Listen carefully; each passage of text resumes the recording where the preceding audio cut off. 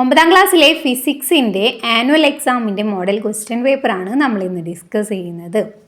എന്തൊക്കെയാ ക്വസ്റ്റ്യൻസ്? 1 മുതൽ 5 വരെയുള്ള ചോദ്യങ്ങളിൽ ഏതെങ്കിലും 4 മാത്രം ഉത്തരം എഴുതിയാൽ മതി. ഒരു സ്കോർ വീതം. ഒരു മാർക്കിന് വരുന്ന ക്വസ്റ്റ്യൻസ് ആണ് ഫസ്റ്റ് തന്നിട്ടുള്ളത് അല്ലേ. 5 ക്വസ്റ്റ്യൻസ് ഉണ്ട്, 4 ആൻസർ എഴുതുക. അപ്പോൾ എന്തൊക്കെയാ? ഫസ്റ്റ് ക്വസ്റ്റ്യൻ, ഒരു മാധ്യമത്തിലൂടെയുള്ള പ്രകാശ വേഗത്തെ സ്വാധീനിക്കാനുള്ള മാധ്യമത്തിൻ്റെ കഴിവിനെ മാധ്യമത്തിൻ്റെ ഡാഷ് എന്ന് പറയുന്നു. എന്താണ് പറയുന്നത്?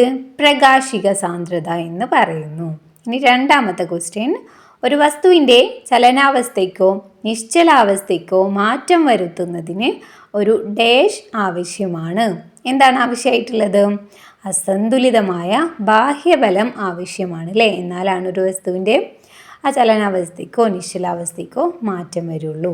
ഇനി മൂന്നാമത്തെ ക്വസ്റ്റ്യൻ, തന്നിരിക്കുന്ന പ്രതീകം എന്തിനെ സൂചിപ്പിക്കുന്നു? ഇവിടെ തന്നിട്ടുണ്ട് അല്ലേ. അതെന്തിനെയാണ് സൂചിപ്പിക്കുന്നത്? നമ്മൾ പഠിച്ചിട്ടുള്ളതാണ് അല്ലേ. ഇവിടെ ബ്രാക്കറ്റിലെ ഓപ്ഷൻസ് തന്നിട്ടുണ്ട്. സെല്ലാണോ, സ്വിച്ചാണോ, ബൾബാണോ, പ്രതിരോധകമാണോ? എന്താണ്? പ്രതിരോധകമാണ് അല്ലേ. ഇനി ഫോർത്ത് വൺ, ഒന്നാം പദജോഡിയുടെ ബന്ധം കണ്ടെത്തി രണ്ടാം പദജോഡി പൂരിപ്പിക്കുക. ഇവിടെ ഫസ്റ്റ് എന്താ തന്നിട്ടുള്ളത്? വീണ, കമ്പികൾ. അപ്പോൾ ഹാർമോണി ആണെങ്കിൽ അതിന് റീഡുകളാണുള്ളത് അല്ലേ. ദെൻ അഞ്ചാമത്തെ ക്വസ്റ്റ്യൻ, വസ്തുക്കളുടെ ഡാഷ് മൂലമാണ് ശബ്ദമുണ്ടാക്കുന്നത്.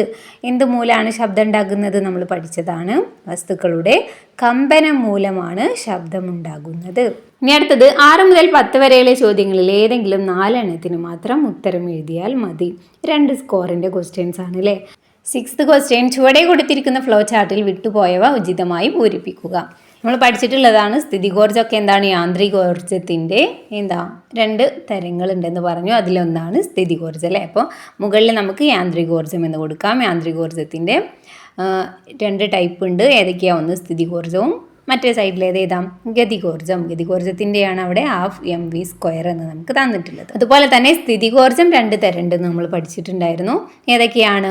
ഒന്ന് സ്ഥാനം മൂലമുള്ള സ്ഥിതികോർജ്ജം mgh, ദെൻ അടുത്തത് കോൺഫിഗറേഷൻ മൂലമുള്ള സ്ഥിതികോർജ്ജം. ഇതൊക്കെ നമ്മൾ ടെക്സ്റ്റിൽ പഠിച്ചിട്ടുള്ള കാര്യം തന്നെയാണ്. അപ്പോൾ എക്സാമിന് വരും, നിങ്ങളൊന്ന് പഠിച്ചിരിക്കാം. ദെൻ 7th ക്വസ്റ്റ്യൻ, ചുവടെ കൊടുത്തിരിക്കുന്ന സന്ദർഭങ്ങളെ നിശ്ചല ജഡത്വം അതുപോലെ ചലന ജഡത്വം എന്നിങ്ങനെ തരംതിരിക്കാനാണ് പറഞ്ഞിട്ടുള്ളത്. അപ്പോൾ നമുക്ക് ഓരോന്നായിട്ട് നോക്കാം അല്ലേ. ഫസ്റ്റ് വരുന്നത്, നിരപ്പായ തറയിൽ ഉരുട്ടിവിട്ട പന്ത് മുന്നോട്ട് പോയിക്കൊണ്ടിരുന്നു. അതേതിലാ വരിക? നമുക്കറിയാം അല്ലേ. അതിങ്ങനെ പോയിക്കൊണ്ടേയിരിക്കുകയാണ്. അപ്പോൾ അത് ചലന ജഡത്വമാണ് വരുന്നത്. ദെൻ രണ്ടാമത്തത്, മാവിൻ കൊമ്പ് കുലുക്കിയാൽ മാങ്ങ ഞെട്ടറ്റു വീഴുന്നു. അതേതിലാ വരിക? അത് നിശ്ചല ജഡത്വമാണ്. ദെൻ സി, ഒരു ബസ് പെട്ടെന്ന് മുന്നോട്ടെടുത്താൽ ബസ്സിൽ നിൽക്കുന്ന യാത്രക്കാർ പിന്നോട്ടായുന്നു. അതേതിലാ വരിക? അതും നിശ്ചല ജഡത്വമാണ്.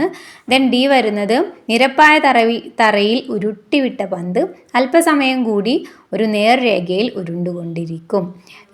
ഇതും ചലന ജഡത്വമാണ് വരുന്നത്. 8ാമത്തെ ക്വസ്റ്റ്യൻ, ചുവടെ കൊടുത്തിരിക്കുന്ന പ്രസ്താവനകൾ ശരിയോ തെറ്റോ എന്ന് എഴുതുക. തെറ്റുണ്ടെങ്കിൽ അടിവരയിട്ട ഭാഗം തിരുത്തി എഴുതുക.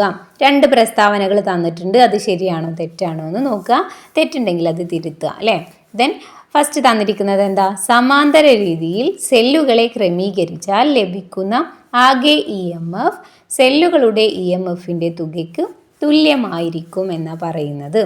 അത് ശരിയാണോ? അല്ല അല്ലേ, തെറ്റാണ്.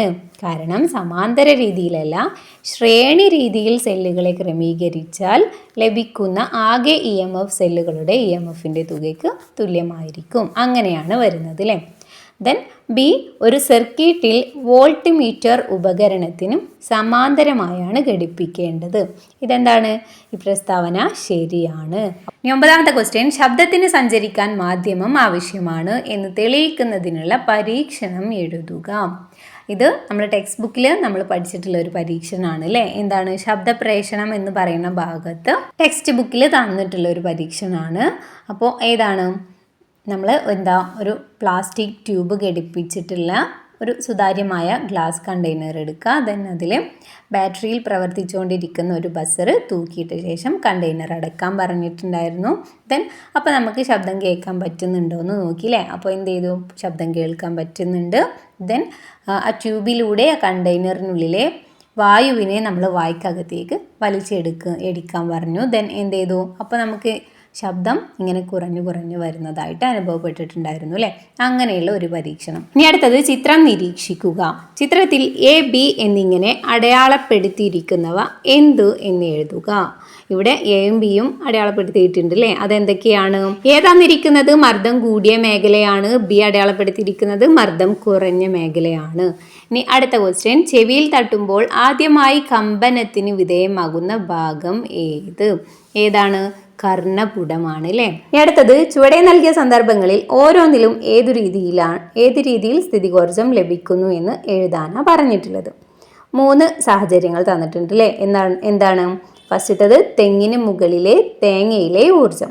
അതെങ്ങനെയാ? സ്ഥാനം മൂലമുള്ള സ്ഥിതികോർജമാണ്. ദെൻ ബി, അമർന്നിരിക്കുന്ന സ്പ്രിങ്ങിലെ ഊർജം. അതെങ്ങനെയാ?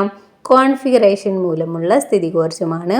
ദെൻ സി വരുന്നത് ഉയരത്തിൽ സ്ഥിതി ചെയ്യുന്ന ടാങ്കിലുള്ള ജലത്തിൻ്റെ ഊർജം. അതെങ്ങനെയാ? സ്ഥാനം മൂലമുള്ള സ്ഥിതികോർജം. ഇതൊക്കെ നമ്മൾ ടെക്സ്റ്റിൽ പഠിച്ചിട്ടുള്ളത് തന്നെയാണ്. ദെൻ നെക്സ്റ്റ് ക്വസ്റ്റ്യൻ, 1 കിലോഗ്രാം മാസുള്ള വസ്തുവിൽ ഭൂമി പ്രയോഗിക്കുന്ന ആകർഷണ ബലത്തിന് തുല്യമായ ബലമാണ് 1 കിലോഗ്രാം ഭാരം. ഭൂമിയിലെ ഗ്രാവിറ്റി തന്നിട്ടുണ്ട് അല്ലേ. എത്രയാ? 9.8 metre per second square.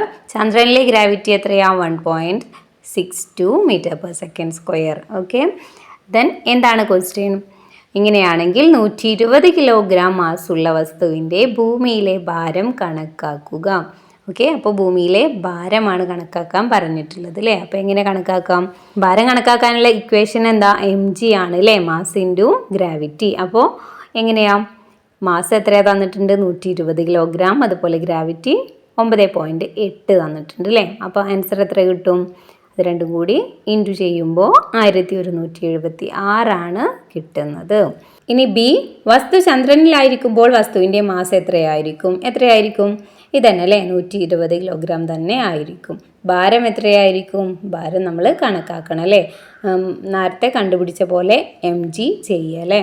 120 into, അപ്പോൾ ചന്ദ്രനിലത്തെ ഗ്രാവിറ്റിയാണ് കൊടുക്കേണ്ടത് 1.62. അപ്പോൾ എത്ര ആൻസർ കിട്ടും? 194.4. ഇനി അടുത്ത ക്വസ്റ്റ്യൻ, പ്രവൃത്തി ചെയ്യാനുള്ള കഴിവാണ് ഊർജം. അങ്ങനെയാണെങ്കിൽ ഊർജത്തിൻ്റെ യൂണിറ്റ് എന്ത് എന്നാണ് ചോദിച്ചിട്ടുള്ളത്. ഏതാണ് ഊർജത്തിൻ്റെ യൂണിറ്റ് വരുന്നത്? ജൂളാണ്. ദെൻ ബി ക്വസ്റ്റ്യൻ, 21 കലോറി താപോർജം പൂർണ്ണമായും പ്രവൃത്തി ചെയ്യാൻ ഉപയോഗിച്ചാൽ ചെയ്യപ്പെടുന്ന പ്രവൃത്തി എത്രയായിരിക്കും എന്ന് കണ്ടുപിടിക്കാനാണ്. ഒരു ജൂൾ എന്ന് പറയുന്നത് 4.2 കലോറിയാണ്. അതുകൊണ്ട് തന്നെ 21 കലോറി ആകുമ്പോൾ എങ്ങനെയാ? 21/4.2. അപ്പോൾ എത്ര കിട്ടും? 5 ജൂളാണ് ഉത്തരം കിട്ടുന്നത്. ദെൻ സി ക്വസ്റ്റ്യൻ, 5 കിലോഗ്രാം മാസുള്ള വസ്തു 10 മീറ്റർ ഉയരത്തിൽ സ്ഥിതി ചെയ്യുമ്പോഴുള്ള സ്ഥിതികോർജം എത്രയായിരിക്കും? ഇവിടെ സ്ഥിതികോർജം കണ്ടുപിടിക്കാനാണ് പറയുന്നത് അല്ലേ. സ്ഥിതികോർജം കാണാനുള്ള ഇക്വേഷൻ എന്താ? സ്ഥിതികോർജം ഈക്വൽ ടു എന്താ? mgh ആണ് അല്ലേ. അപ്പോൾ ആദ്യം എം എന്ന് വെച്ചാൽ എന്താ? മാസ് എത്രയാ? 5 വരുന്നത്. ദെൻ ഗ്രാവിറ്റി എത്രയാ വരുന്നത്? 9.8 ആണ്. ദെൻ ഹൈറ്റ് വരുന്നത് 10 അല്ലേ. അപ്പോൾ ആൻസർ എത്ര കിട്ടും? 490 ജൂൾ. ഓക്കെ. ഇനി അടുത്ത ക്വസ്റ്റ്യൻ, ABC കോളങ്ങൾ ചേരുംപടി ചേർക്കുക അല്ലേ. എന്തൊക്കെയാണ് തന്നിട്ടുള്ളത്? ഫസ്റ്റ് കോളത്തിൽ cell, voltmeter, ammeter. Second കോളത്തിൽ കറണ്ട് അളക്കാൻ, വോൾട്ടേജ് അളക്കാൻ, EMFൻ്റെ സ്രോതസ്. മറ്റേതിൽ അതിൻ്റെ ചിത്രവും തന്നിട്ടുണ്ട് അല്ലേ. ഇനി ഇതിനെ എങ്ങനെ മാച്ച് ചെയ്ത് കൊടുക്കാം? ഫസ്റ്റ് കോളത്തിൽ എന്താ വരിക? ഇവിടെ താഴെ കൊടുത്തിട്ടുണ്ട് കേട്ടോ. സെല്ല് എന്താ? EMFൻ്റെ സ്രോതസ്സാണ്. അതേതാണ്? അവിടെ തന്നിട്ടുണ്ട് അല്ലേ. ദെൻ വോൾട്ട് മീറ്റർ, അതെന്താ? വോൾട്ടേജ് അളക്കാനാണ്. ദെൻ നെക്സ്റ്റ് വരുന്നത് അമ്മീറ്റർ, കറണ്ട് അളക്കാൻ. ഇതുപോലെ കറക്റ്റായിട്ട് മാച്ച് ചെയ്ത് കൊടുക്കുക. ഇനി അടുത്ത ക്വസ്റ്റ്യൻ, നിശ്ചലാവസ്ഥയിൽ നിന്നും പുറപ്പെടുന്ന ഒരു ബസ്സിൻ്റെ വേഗം 10 സെക്കൻഡ് കൊണ്ട് 5 മീറ്റർ പെർ സെക്കൻഡായി മാറുന്നു. ഇനി ബസ്സിൻ്റെ ത്വരണം കണക്കാക്കുക. ഓക്കെ, ത്വരണം എങ്ങനെ കണക്കാക്കുക? നമ്മൾ ഇക്വേഷൻസ് ഒക്കെ പഠിച്ചിട്ടുള്ളതാണ് അല്ലേ. അപ്പോൾ ബസ്സിൻ്റെ ത്വരണം ഈക്വൽ ടു v - u/t. അപ്പോൾ v എത്രയാ? v 5 ആണ്. u എത്രയാ? 0 ആണ്. ദെൻ t എത്രയാ? 10 അല്ലേ. അപ്പോൾ എത്ര ആൻസർ കിട്ടും? 0.5 മീറ്റർ പെർ സെക്കൻഡ് ആണ് കിട്ടുന്നത്. അങ്ങനെയാണെങ്കിൽ ബി ക്വസ്റ്റ്യൻ എന്താ? നിത്യജീവിതത്തിൽ ത്വരണം ഉണ്ടാകുന്ന 2 സന്ദർഭങ്ങൾ എഴുതാനാണ് പറഞ്ഞിട്ടുള്ളത് അല്ലേ. എന്തൊക്കെ എഴുതാം? തെങ്ങിൽ നിന്നും താഴോട്ട് പതിക്കുന്ന തേങ്ങയുടെ ചലനം, അതുപോലെ നിർത്തിയിട്ടിരിക്കുന്ന ബസ് ചലിച്ചു തുടങ്ങുമ്പോൾ. ദെൻ സി ക്വസ്റ്റ്യൻ എന്താ, മന്ദീകരണം ഉണ്ടാകുന്ന 2 സന്ദർഭങ്ങൾ എഴുതാനാ അല്ലേ. എന്തൊക്കെ എഴുതാം, മുകളിലേക്ക് എറിഞ്ഞ കല്ല് മുകളിലേക്ക് ചലിച്ചുകൊണ്ടിരിക്കുമ്പോൾ, അതുപോലെ തന്നെ സ്റ്റേഷനിൽ നിർത്താൻ പോകുന്ന ട്രെയിൻ. അടുത്ത ക്വസ്റ്റ്യൻ, താഴെ കൊടുത്ത സന്ദർഭങ്ങൾ വിശകലനം ചെയ്ത് അവയ്ക്കുള്ള കാരണങ്ങൾ എഴുതുക. എന്തൊക്കെയാ സന്ദർഭങ്ങളാണ് തന്നിട്ടുള്ളത്? ഹീലിയം വാതകം നിറച്ച കളിപ്പാട്ട ബലൂണുകൾ വായുവിൽ മുകളിലേക്ക് ഉയരുകയും കാർബൺ ഡൈ ഓക്സൈഡ് നിറച്ച ബലൂണുകൾ വായുവിൽ താഴുകയും ചെയ്യുന്നു. അതിനുള്ള കാരണങ്ങൾ എഴുതാനാണ് അല്ലേ. എന്തെഴുതാം, ഹീലിയം വാതകം നിറച്ച കളിപ്പാട്ട ബലൂൺ ആദേശം ചെയ്യുന്ന വായുവിൻ്റെ ഭാരം ബലൂണിൻ്റെ ഭാരത്തേക്കാൾ കൂടുതലായതിനാൽ അതിൽ അനുഭവപ്പെടുന്ന പ്ലവക്ഷമത ബലം കൂടുതലായിരിക്കും. അതിനാൽ ഹീലിയം നിറച്ച ബലൂണുകൾ വായുവിൽ ഉയരുന്നു. ഇനി അടുത്തത്, തുറമുഖത്തെത്തി ഭാരം ഇറക്കുമ്പോൾ കപ്പൽ ജലത്തിൽ കൂടുതൽ പൊങ്ങുന്നു. അതിനുള്ള കാരണം എന്താ? കപ്പലിൽ നിന്ന് ഭാരം ഇറക്കി കഴിയുമ്പോൾ ഭാരം കുറയും. ഇപ്പോൾ കപ്പലിൻ്റെ തുല്യഭാരം ജലത്തെ മാത്രം ആദേശം ചെയ്താൽ മതി എന്നതുകൊണ്ട് ഭാരം കുറഞ്ഞപ്പോൾ കപ്പൽ ജലത്തിൽ ഉയരുന്നു. അടുത്തത്, യന്ത്രങ്ങളുടെ പവർ പ്രസ്താവിക്കുന്നത് വാട്ട് എന്ന യൂണിറ്റിലാണ്. പവർ എന്നതുകൊണ്ട് എന്താണ് അർത്ഥമാക്കുന്നത്? എന്താണ്? യൂണിറ്റ് സമയത്തിൽ ചെയ്ത പ്രവൃത്തിയുടെ അളവാണ് പവർ എന്ന് പറയുന്നത്, അഥവാ പ്രവൃത്തി ചെയ്യുന്നതിൻ്റെ നിരക്കാണ് പവർ. ഇനി ബി ക്വസ്റ്റ്യൻ, ഒരു കുതിര ശക്തി എത്ര വാട്ടാണ്? എത്ര വാട്ടാണ്?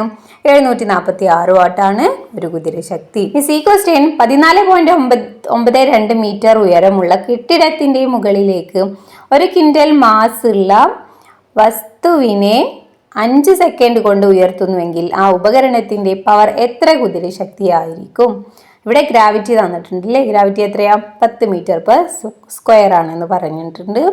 ദെൻ ഇതെങ്ങനെ കണ്ടുപിടിക്കും? പവറാണ് കണ്ടുപിടിക്കാനുള്ളത് അല്ലേ. പവർ കണ്ടുപിടിക്കാൻ നമ്മൾ വർക്ക് ബൈ ടൈമാണ് ചെയ്യാറുള്ളത്. അപ്പോൾ ആദ്യം നമ്മളിവിടെ വർക്ക് കണ്ടുപിടിക്കണം. അതെങ്ങനെ കണ്ടുപിടിക്കാം? mgh ചെയ്താൽ നമുക്ക് കണ്ടുപിടിക്കാനായിട്ട് പറ്റൂ അല്ലേ. Mass into gravity into height. അപ്പോൾ മാസ് എത്രയാണ് വരുന്നത്? ഇവിടെ പറയുന്നുണ്ട് അല്ലേ, 1 ക്വിൻ്റലാണ്. അപ്പോൾ എത്രയാ? 100 ഇൻറ്റു ഗ്രാവിറ്റി എത്രയാ? 10 ആണെന്ന് പറഞ്ഞിട്ടുണ്ട്. ദെൻ ഹൈറ്റ് എത്രയാ? 14.92 അല്ലേ. അപ്പോൾ എത്ര ആൻസർ കിട്ടും? 14,920 ജൂള് കിട്ടും. ദെൻ ഇനി പവർ കണ്ടുപിടിക്കാം. Power equal to work by time. Work വരുന്നത് 14,920, ടൈം എത്രയാ? 5 അല്ലേ. അപ്പോൾ എത്ര ആൻസർ കിട്ടും? 2984 വാട്ട് എന്നല്ലേ. ദെൻ അതിനെ എന്ത് ചെയ്യും? 2984നെ 746 ഡിവൈഡ് ചെയ്യും. അപ്പോൾ എത്ര ആൻസർ വരാം? 4 HP ആണ് കിട്ടുന്നത്. ഓക്കെ, ഇതൊക്കെ ചെയ്യാൻ നിങ്ങൾ ടെക്സ്റ്റിൽ പഠിച്ചിട്ടുള്ളതാണല്ലോ. അപ്പോൾ ഇങ്ങനെയുള്ള ക്വസ്റ്റ്യൻസ് ഒക്കെ എക്സാമിന് വരും. അപ്പോൾ ഇതൊക്കെ കണ്ടുപിടിക്കാൻ നിങ്ങൾ നന്നായി പഠിച്ചിരിക്കുക. ഇനി അടുത്ത ക്വസ്റ്റ്യൻ, തകരാറുകൾ സംഭവിച്ചാൽ കേൾവി ശക്തി കുറയും. അതിൽ വരുന്ന ഫസ്റ്റ് ക്വസ്റ്റ്യൻ, കേൾവിശക്തി കുറഞ്ഞവരോട് സ്വീകരിക്കേണ്ട സമീപനം എപ്രകാരമായിരിക്കണം?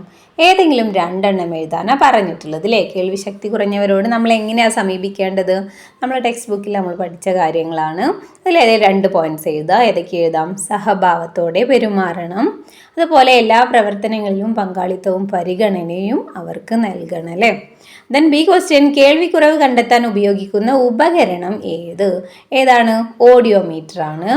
ദെൻ സി വരുന്നത്, കേൾവിക്കുറവുള്ളവർക്ക് കേൾവി അനുഭവം ഉണ്ടാകാൻ സഹായിക്കുന്ന ഇലക്ട്രോണിക് ഉപകരണം ഏതാണ്? ശ്രവണ സഹായിയാണ്.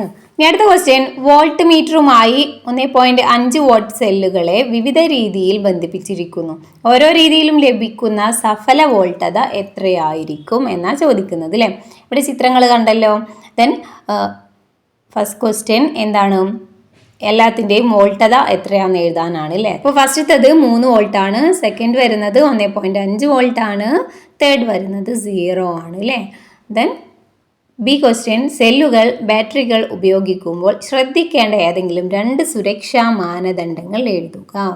ടെക്സ്റ്റ് ബുക്കിൽ നമ്മൾ ഒരുപാട് സുരക്ഷാ മാനദണ്ഡങ്ങൾ പഠിച്ചതാണ്. അപ്പോൾ അതിലേതേലും 2 എണ്ണം എഴുതുക. ഇവിടെ കൊടുക്കുന്നുണ്ട്, ബാറ്ററിയുടെ പോസിറ്റീവ് ടെർമിനലും നെഗറ്റീവ് ടെർമിനലും തമ്മിൽ ചാലകം വഴി നേരിട്ട് ബന്ധിപ്പിക്കരുത്. അടുത്തത്, സെൽ ഓർ ബാറ്ററി വായിലിടുകയോ ചവയ്ക്കുകയോ ചെയ്യരുത്.